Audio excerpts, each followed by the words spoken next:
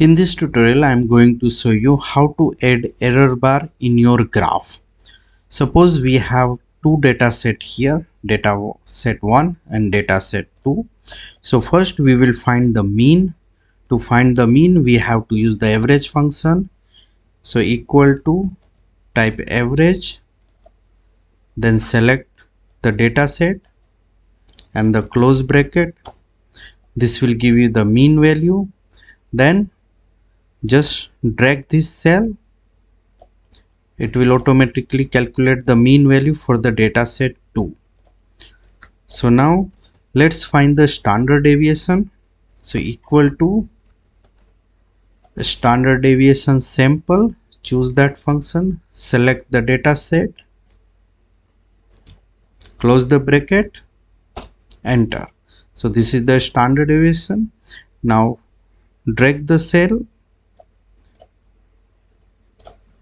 It will find the standard deviation for the second data set as well. So now we have the mean and standard deviation value. Now select the mean value, go to insert, select the graph, and in that bar graph, so this will give you the bar graph.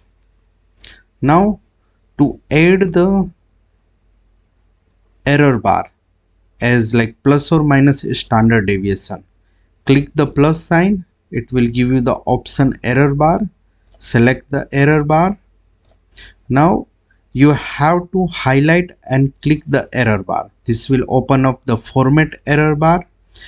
There various option has been given for the editing. Now go to the error amount. Here select custom. Now click the specify value. Here click this one, positive error value, and select both the values. Same do for the negative error.